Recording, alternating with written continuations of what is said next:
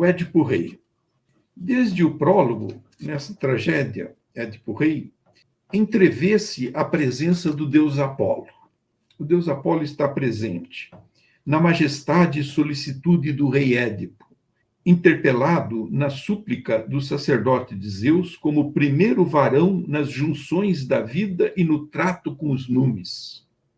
Não sem antes o coro esclarecer que não o igualava aos deuses. Quer dizer, para esclarecer, se é necessário que esclarecer que não o igualava aos deuses, é porque realmente a majestade do Deus e a veneração por ele impunha esse esclarecimento. O segundo nível, segundo aspecto da presença do deus Apolo, na peste que ataca as fontes da vida, dizimando a cidade e esterilizando os solos, rebanhos e as mulheres. É uma peste mítica, né, que decorre da presença não punida de um homicida na cidade. Então, o homicídio, ele traz uma contaminação e o homicida deve ser purificado. E permanecendo sem essa purificação, o homicida é contagioso e ele difunde o miasma, né? O miasma, que é justamente a causa da peste, que dizima a cidade, a causa da esterilidade do solo, da esterilidade do rebanho, da esterilidade das mulheres, né, que não dão à luz. E a presença do deus Apolo ainda é manifesta na expectativa do oráculo de Apolo, dado a Creonte, que foi a Delfos consultar o oráculo, e depois na investigação do sentido desse oráculo e das implicações desse sentido, né? E, por fim, o deus Apolo está presente na duplicidade de sentido das palavras do rei Édipo, com um sentido condizente com a situação atual e um outro sentido despercebido, anunciando um imprevisto futuro, que depois aí se revela com o acontecimento. O oráculo de Apolo, trazido de Delfos por Creonte, que é o cunhado de Édipo, o oráculo de Apolo exorta a banir a poluência que se nutriu neste solo e não a nutrir incurável. A poluência é justamente o miasma, que eu traduzi por poluência, é um miasma, essa noção mítica. Entendido que a peste resulta da presença impune do assassino do anterior rei Laio e que cessaria com o desterro do regicida, o rei Édipo proclama que o assassino seja denunciado e desterrado. Isso resolve o problema.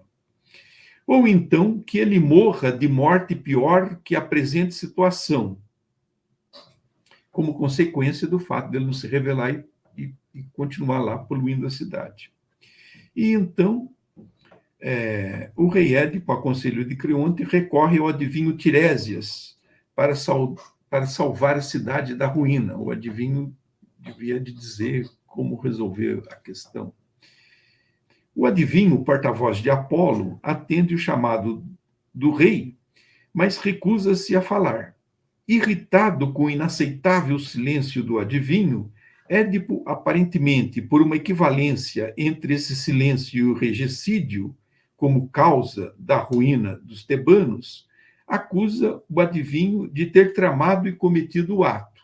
Então, é um raciocínio lógico. Se ele sabe a palavra que salva a cidade e se recusa a dizê-lo, esse silêncio equivale ao regicídio que traz a peste para a cidade, porque o silêncio confirma a situação da cidade. Então, injuriado, o adivinho se põe a falar sobre o presente, o passado e o futuro de Édipo, né? Dizendo que Édipo é o investigado. Quem ele investiga é ele próprio. No entanto, há uma distância inacessível entre o ponto de vista luminoso das revelações do adivinho, ponto de vista do nume, das revelações do adivinho, e o ponto de vista humano do rei, que não vê nos vaticínios, para ele incompreensíveis, senão um conluio do adivinho com o Creonte para usurpar-lhe o trono. Na discussão em que Édipo acusa Creonte de traição e condena-o à morte, Jocasta, irmã de Creonte e esposa de Édipo, intervém a favor de seu irmão Creonte, com base no seu convincente juramento, né? Creonte faz um juramento que nada fez contra Édipo. E esse juramento, dado a importância do juramento na piedade grega antiga, ele é convincente. O juramento de inocência. Édipo, então, se diz preso ao dilema. Ou Creonte deve morrer por conspirar com o adivinho em conluio pelo poder, ou aceita-se a palavra do adivinho, que acusa Édipo de ser um investigado regicida, e assim Édipo, conforme a sua própria proclamação, deve ser banido de Tebas. Tendo sido liberado Creonte, por intervenção de Jocasta, Jocasta tenta tranquilizar o seu marido Édipo, mostrando com fatos como os vaticínios são falhos e inconfiáveis, e conta que, não de Apolo, mas dos servidores de Apolo, veio a Laio um oráculo que era destino de Laio, Moira de Laio, ser morto por um filho nascido deles, Laio e Jocasta. Mas, segundo se conta, ladrões forasteiros mataram Laio em tríplices caminhos. E quanto ao filho, não há 3 dias nascido, Laio o jungiu pelas juntas dos pés e, por meio de servos, expôs num monte ínvio, num ínvio monte. Donde Jocasta conclui que devem ser ignorados os vaticínios, pois se Deus tiver necessidade, ele mesmo dirá o que tem a dizer. Com essa intenção de tranquilizar, mas essa intenção de tranquilizar Édipo produz um efeito contrário. A menção a tríplices caminhos suscita em Édipo uma grande comoção, por vislumbrar algo além das aparências em que Édipo vivia. Perturbado, Édipo interroga Jocasta onde Laio foi abatido, quando, como ele era, com que companhia viajava e quem relatou o fato. Pede, então, a presença do servo, que foi a única testemunha sobrevivente do massacre de Laio. Com a promessa de que seu pedido seria prontamente atendido, Édipo, então, conta sua história à rainha. Ele conta que é filho de Pólibo e Mérope, reis de Corinto, e que, num banquete, um convívio embriagado o diz suposto do pai, o que o aflige, e no dia seguinte se queixa aos seus pais, que repreendem o que proferiu essa palavra. E Édipo, inquieto e à revelia dos pais, parte para Delfos para consultar o oráculo sobre sua origem. Mas o deus Febo, Apolo, o despediu com um terrível e horrendo oráculo de que deveria unir-se à mãe, mostrar aos homens prole insuportável a visão e ser o matador do pai que o gerou. Para evitar o cumprimento desse vaticínio maligno, Édipo se bane de Corinto e, perambulando, chegou ao lugar onde se conta que o soberano Laio foi morto. Ao se aproximar dos tríplices caminhos, agredido pelo arauto e pelo varão no carro puxado por potros, que não lhe cediam a passagem, Édipo revidou a agressão sofrida e matou a todos. Agora, Édipo teme que, em sua proclamação do trono, tenha imprecado contra si mesmo, mas tem uma tênue esperança. Se a testemunha sobrevivente confirmar que ladrões o teria matado, não foi Édipo, pois um não seria igual a muitos. Jocasta reafirma que toda a urbe ouviu o relato, e não somente ela, e não há como retirar o dito. Mas, ainda que mude o que disse antes, não se dirá verídico o oráculo da morte de Laio, pois Apolo predisse que ele seria morto por seu filho, e o filho não o matou, porque morreu antes dele. Nesse ínterim, chega a Tebas um mensageiro de Corinto, que dá a notícia da morte de Pólibo, o pai putativo de Édipo, dá notícia da morte de Pólibo, por extrema velhice, e espera obter uma recompensa por anunciar que os coríntios farão Édipo seu soberano. Jocasta se alegra com a notícia fúnebre, por confirmar a inocuidade dos oráculos. Édipo concorda que a morte de Pólibo traz descrédito aos oráculos, mas declara que ainda teme o leito da mãe. O mensageiro coríntio intervém e, informado do conteúdo do oráculo dado a Édipo,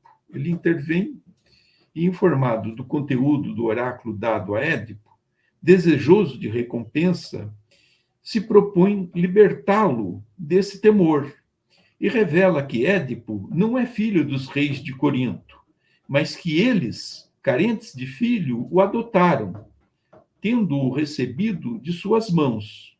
Interrogado por Édipo, o mensageiro coríntio conta que outrora, quando apacentava rebanhos de Pólibo no vale do Citeron, recebeu a criança que deu aos reis de Corinto, recebeu a criança de um pastor de Laio. Édipo indaga se esse pastor de Laio ainda vive, e o coro, por sua vez, o identifica com a testemunha da morte de Laio, que antes Édipo queria ver, e delega a palavra a Jocasta. A rainha, então, tenta dissuadir Édipo desse interesse, alegando que são palavras vãs, e suplica-lhe que não investigue mais. Édipo, porém, quer elucidar a sua origem e atribui esse pedido da rainha ao orgulho da nobreza e ao temor de se descobrir vil a origem do marido. Ao chegar, o antigo pastor de Laio, que é a testemunha sobrevivente do massacre de Laio, o antigo pastor de Laio é reconhecido pelo coro e pelo mensageiro coríntio. Édipo, então, o interroga e confirma sua identidade. Na acariação com o mensageiro coríntio, sob ameaça de tortura, o pastor de Laio confirma que a criança dada por ele ao colega pastor coríntio era o filho dos reis Laio e Jocasta, entregues por eles à exposição por temor de um oráculo. Édipo descobre a sua própria origem e, com ela, o cumprimento completo dos oráculos de Apolo, um dado a Laio e outro dado a ele próprio. No Êxodo, ao anunciar o suicídio de Jocasta e a automutilação de Édipo, que se cega, o mensageiro ressalta que esses males se deram por opção, sem coação. Reconta o Cáconta, por opção, sem coação. E que as dores mais pungentes são escolhidas.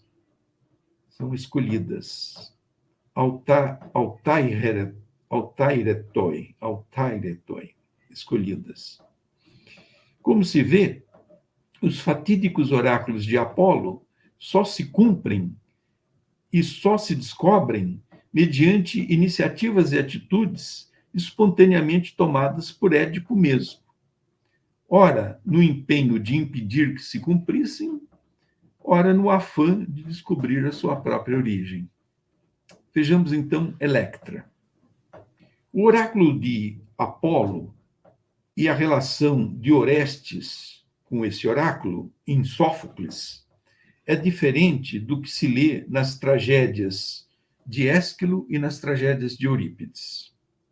Nas tragédias de Ésquilo, Orestes é ameaçado pelas Erines paternas, antes de executar a vindicta, a vingança, e pelas Erines maternas, depois de a executar. As Erines são divindades punitivas, né? Na teogonia, elas nascem do sangue do membro decepado do céu, por Crono, que cai sobre a terra. Daí nascem as Erines, que são divindades punitivas desse crime. E nas Eumênides de Ésquilo, que é a última tragédia da trilogia Oresteia, elas são ditas filhas da noite. Isso está dentro da lógica do pensamento mítico, porque a noite é uma divindade ínfera, subterrânea, né? E nascer da terra e ser filha da noite, então tem uma equivalência dentro da lógica do pensamento mítico. Então, Orestes, segundo o oráculo, seria perseguido pelas Erines do pai, vingadoras do pai, se ele não cumprisse o dever tribal de vingar a morte do pai, o que implicava matar a mãe. Mas uma vez tendo vingado a morte do pai, ele é perseguido pelas Erines da mãe, que são as divindades que o perseguem pelo crime do matricídio, né? Em Eurípides, Orestes, na tragédia Electra e de Eurípides, Orestes hesita antes da execução e depois da execução da vingança, e entra em profunda depressão e delírios persecutórios. Em Sófocles, na tragédia Electra de Sófocles, o oráculo é reproduzido por Orestes em 2 versos. Sem a arma de escudo e de tropas, eu mesmo, com dolo e com mão justa, levar imolações. Então, ele reproduz o oráculo, ele não diz ipsis literis, o oráculo, ele reproduz, né? Sem as armas de escudo e de tropa, eu mesmo, com dolo e mão justa, levar imolações. As imolações, a imolação de Clitemnestra e de Egisto, que é o amante de Clitemnestra, que mataram Agamenon, pai de Héracles, pai de Orestes. Não há menção nem ameaças de Erines, paternas ou maternas, nem se considera a eventualidade da vindita, da vingança, no ser executada. E Orestes em nenhum momento hesita na completa obediência ao oráculo e no estrito cumprimento de seu dever filial de vingar a morte do pai, conforme as imposições tribais pré-jurídicas. O personagem de Orestes aparece em menos de 1/3 do drama sofocliano. Mostra-se nos primeiros 85 versos prologais, citando o oráculo délfico e articulando o plano doloso, como recomendado pelo oráculo, e reaparece no 4º episódio, do 4º episódio em diante. Ele reaparece do 4º episódio em diante. Em 2/3 do drama, a cena é ocupada por Electra, que não só se mostra profundamente comprometida com o luto e a lamentação do pai morto, e com sua expectativa da vinda de seu irmão da Fócida para executar a vindita em Argos. Mas também Electra descreve a figura do regicida que matou Agamenon, Egisto, como usurpador do trono, da casa e dos bens paternos, e ainda de sua vida social e familiar. E ainda apresenta sua mãe Clitemnestra como traidora por aliar-se e casar-se com o inimigo de seu pai. Essa descrição de Egisto como usurpador do trono é comprovada no Êxodo, quando Egisto entra em cena, pela fala de Egisto, que mostra quão tirânico e violento é o seu governo. A meu ver, assim se explica a eliminação das Erines maternas na tragédia Electra de Sófocles. A morte de Egisto e de Clitemnestra por Orestes é vista muito mais como reintegração de posse do trono paterno e como restauração da ordem pública, e é tratada como um fato antes político do que familiar. As palavras finais de Orestes, que dizem: a justiça devia ser direta para todos, matar a quem quisesse estar acima das leis. O atrevido não seria tanto. Assim, Orestes prescreve a mesma sentença de morte a todos os transgressores das leis e dosifica a pena a ser imposta aos tiranos e usurpadores do poder, o que não deixa de ser uma expressão do sentimento típico da democracia ateniense, né, que estava sempre suspicaz, suspeitosa de candidatos a tiranos.